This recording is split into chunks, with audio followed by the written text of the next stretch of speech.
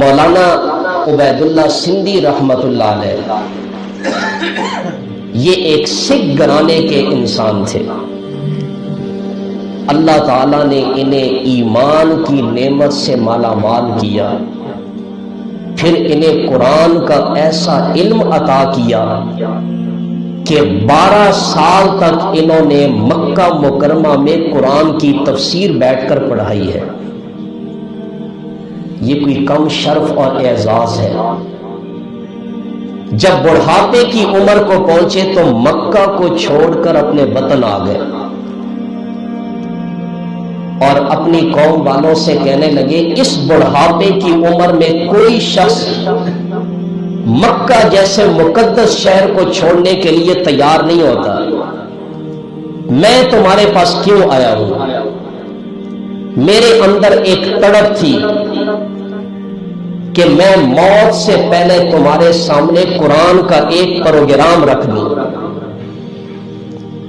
اور وہ پروگرام قرآن کا اس آیت کے اندر اللہ نے بیان کیا ان اللہ یأمر بالعدل والاحسان. میری قوم والو، اگر تم نے اس آیت کو اپنے سینے سے لگا لیا، اس کے پروگرام پر عمل کر لیا، کامیابی تمہارے قدم چومے گی. تو یہ اس آیت کے فضائل ہے کہ یہ قرآن پاک کی کتنی اہم آیت ہے. جس چیز کی جتنی فضیلت ہوتی ہے، جتنی اہمیت ہوتی ہے، جب انسان اسے سنتا ہے تو اس پر عمل کرنے کا شوق اور داعیہ پیدا ہوتا ہے. اگر کوئی غیر مسلم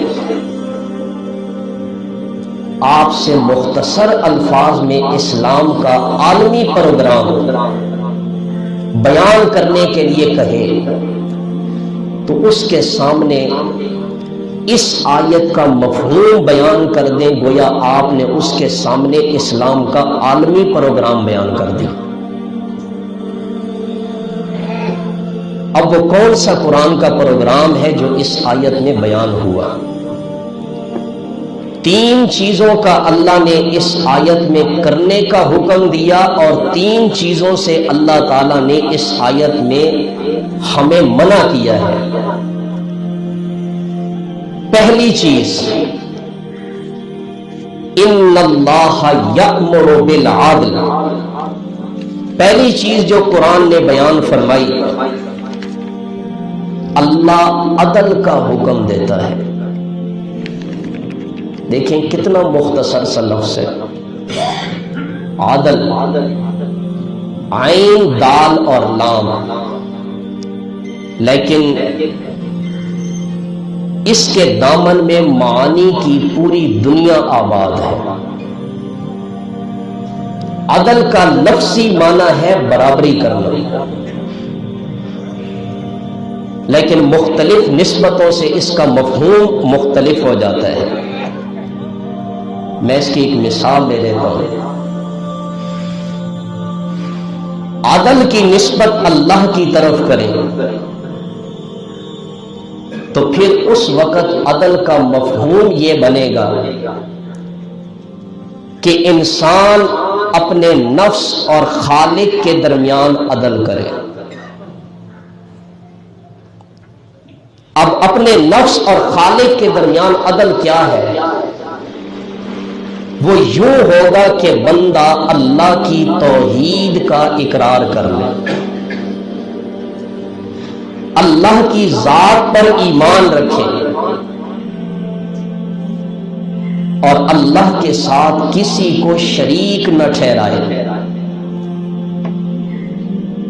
یقین اور توکل بھی اللہ پر، عبادت بھی اسی کی، اطاعت بھی اسی کی، نفع نقصان کا اختیار کا مالک بھی اسی کو سمجھے. تو جس شخص کی زندگی کے اندر توحید آ جائے تو یہ شخص عدل پر آ جاتا ہے.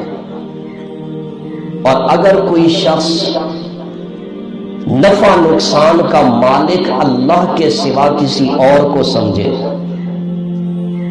اگر کوئی شخص دعائیں التجائیں کسی اور سے کرنے لگ جائے، اگر کوئی بندہ مشکلات میں کسی اور کو پکارنے لگ جائے تو پھر یہ ظلم ہے، اور قرآن کہتا ہے ان الشرک لظلم عظیم، ظلم عظیم کائنات میں وہ اللہ کے ساتھ کسی چیز کو شریک ٹھہرانا۔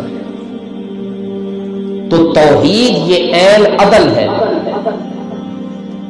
اور شرک یہ ظلم ہے۔ مومن بندہ عادل ہوتا ہے اور مشرک بندہ ظالم ہوتا ہے۔ جتنا بھی وہ اپنے آپ کو عمل پسند کہے، جتنا بھی وہ اپنے آپ کو اچھے اخلاق والا کہے، قرآن کی نگاہ میں مشرک سے بڑا ظالم کوئی نہیں ہو سکتا۔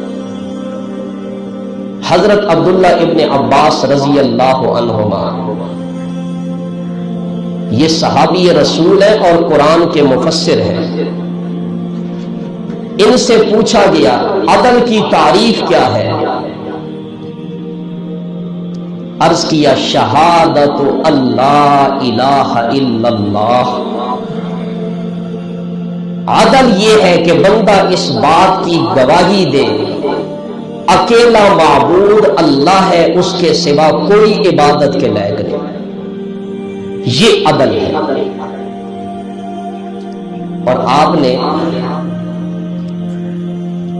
اکثر خطباء سے یہ بات سنی ہوگی کہ انبیاء کرام دنیا میں تشریف لائے تھے نظام عدل کو قائم کرنے کے لیے، لیکن یہ یاد رکھیں کہ جس نظام عدل کو قائم کرنے کے لیے انبیاء تشریف لائے تھے اس کی پہلی بنیاد یہ تھی کہ بندے اور رب کے درمیان عدل کو قائم کر دیا جائے۔ بندہ پہلے اپنے رب کا صحیح معنوں میں بندہ بن جائے۔ یہ قیام عدل کے لیے پہلی اور بنیادی سیڑھی ہے۔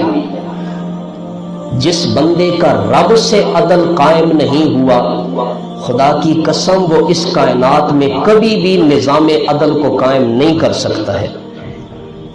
انصاف سے بتائیں، جب حکمران مشرک ہو، حکمران منافق ہو، حکمران بدعتی ہو، اس سے کبھی ہم یہ توقع رکھ سکتے ہیں کہ یہ ہمارے ملک میں نظام عدل کو قائم کرے گا؟ یہ کبھی نہیں ہو سکتا۔ قرآن کا فیصلہ سچا ہے۔ تو میں عرض کر رہا تھا کہ قرآن نے اہل ایمان کو عدل کے قیام کا حکم دیا۔ ہر معاملے میں عدل کریں، والدین کا معاملہ ہو، اولاد کا معاملہ ہو، اہل و عیال کا معاملہ ہو، تجارت کا ہو یا عبادت کا، ہر معاملے میں عدل و انصاف، یہ اسلام ہم سے اس کا تقاضا کرتا ہے۔ اور نبی کریم صلی اللہ علیہ وسلم نے زندگی کے ہر شعبے میں عدل و انصاف کو قائم کر کے دکھایا۔ جس کا جو حق تھا اس کو اس کا حق دے دیا، اور جس کا جو مقام تھا اس کو وہ مقام بھی دے دیا۔ عدل، چند ایک مثالیں میں پیش کروں۔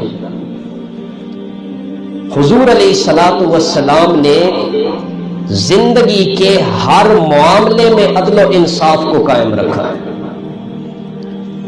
بیویوں کا معاملہ آیا، اس میں بھی آپ نے عدل و انصاف کو قائم رکھا۔ کیسے؟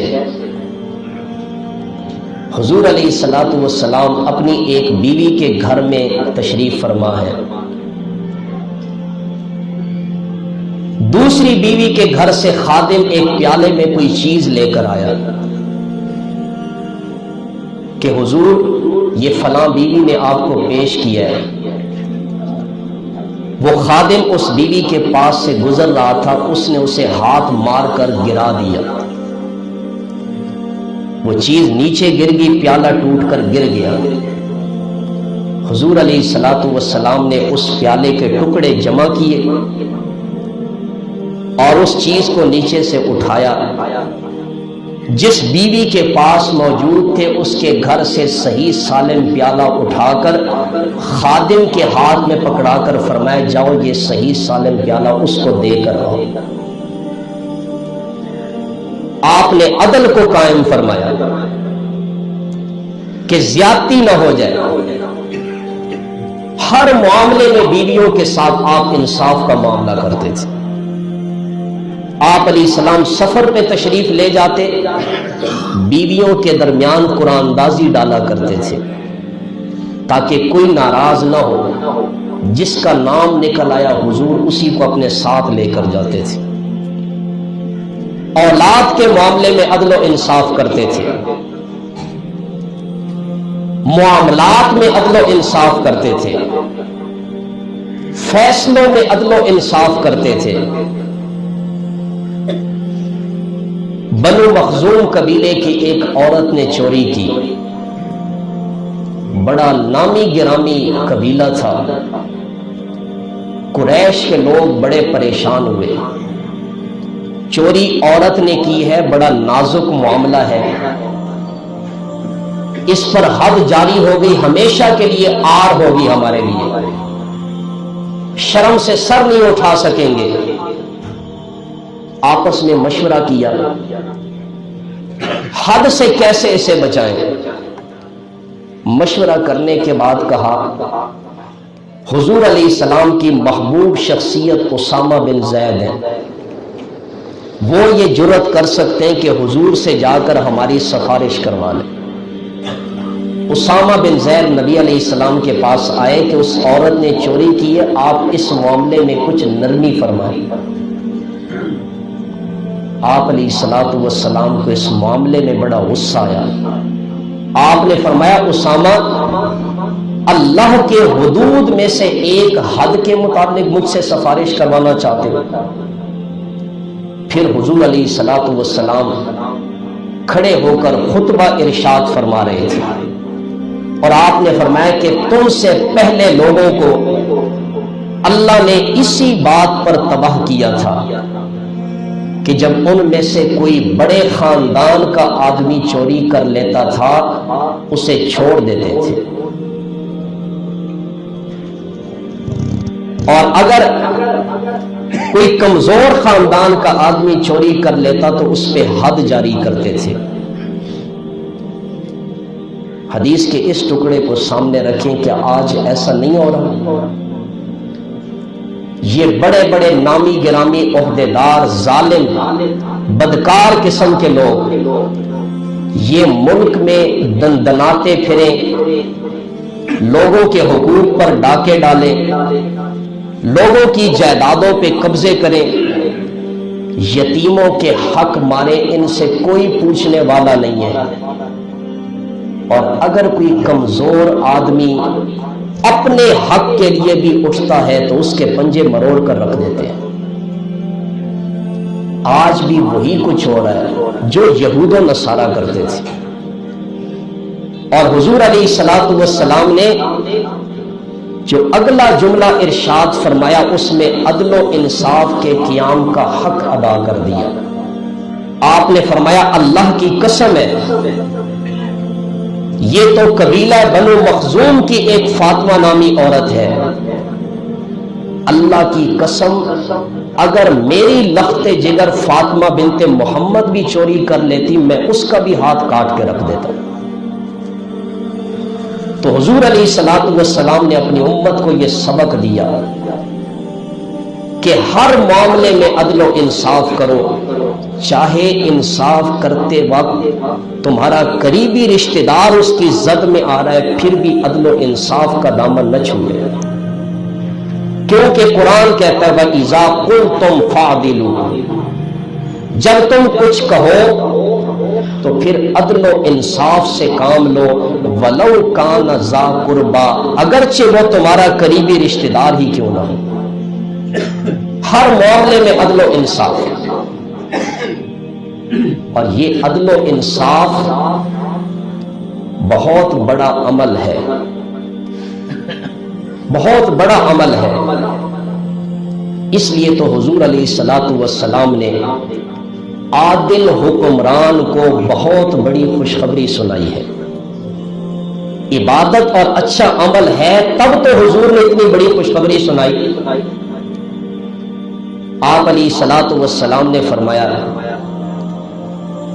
7 آدمی ایسے ہیں جن کو اللہ تعالی اپنے سائے میں جگہ دے گا اس دن جس دن اللہ کے سائے کے علاوہ کوئی سایہ نہیں ہوگا۔ آپ تھوڑی دیر کے لیے سوچیں، دنیا کی گرمی ہے، جب گرمی کے دن ہو اور بندہ گرمی میں جا رہا ہو، اسے کسی درخت یا کسی دیوار کا سایہ مل جائے وہ کتنا سکون محسوس کرتا ہے۔ اور قیامت کے دن کی گرمی اور اس دن کی شدت اور ہولناکی، اس گرمی کے دن میں جس کو اللہ کے عرش کا سایہ نصیب ہوگا وہ کتنا سکون محسوس کرے گا۔ آپ علیہ السلام نے فرمایا 7 آدمی ہیں جنہیں اللہ قیامت کے دن اپنے سائے میں جگہ نصیب فرمائے گا۔ ان میں سے ایک آدمی وہ بھی ہے، وہ ہے عادل حکمران، اپنی رعایا سے انصاف کرنے والا حکمران، اپنی رعایا سے عدل و انصاف کا معاملہ کرنے والا۔ یہ عادل حکمران بھی اللہ کے عرش کے سائے کے نیچے ہوگا۔ تو یہ عدل و انصاف یہ بہت بڑا عمل ہے۔ اور میں عرض کر رہا تھا کہ قرآن پاک کی یہ آیت جو آپ جمعے کی ہر خطبے میں سنتے ہیں، ان اللہ یأمر بالعدل والاحسان وایتاء ذی القربى وینہی عن الفحشاء والمنکر والبغی یعظکم لعلکم تذکرون۔ اس آیت میں اللہ نے 6 باتیں بیان فرمائی ہیں۔ یہ قرآن کا عالمی پروگرام ہے۔ جو بندہ ان 6 باتوں پر عمل کر لے گویا اس نے پورے اسلام پر عمل کر لیا۔ ان میں سے پہلی بات کیا ہے؟ عدل ہے۔ اللہ کے ذات سے بھی عدل کرو۔ اس کی ذات سے عدل یہ ہے کہ صرف اسی کی عبادت کرو۔ والدین سے بھی عدل کرو، ان کے حقوق ادا کرو۔ اولاد سے بھی عدل کرو، بیویوں سے بھی عدل کرو۔ حکمران ہو تو اپنی رعایا سے بھی عدل کرو۔ زندگی کے ہر موڑ پر اسلام ایک مسلمان سے عدل کا تقاضا کرتا ہے۔ لہذا ہر حالت میں عدل و انصاف سے کام لینا یہ سیرت نبوی صلی اللہ علیہ وسلم کا تقاضا ہے۔ اللہ تعالیٰ سے دعا ہے کہ اللہ ہمیں آیت کے اس پہلے حصے پر عمل کرنے کی توفیق عطا فرمائے۔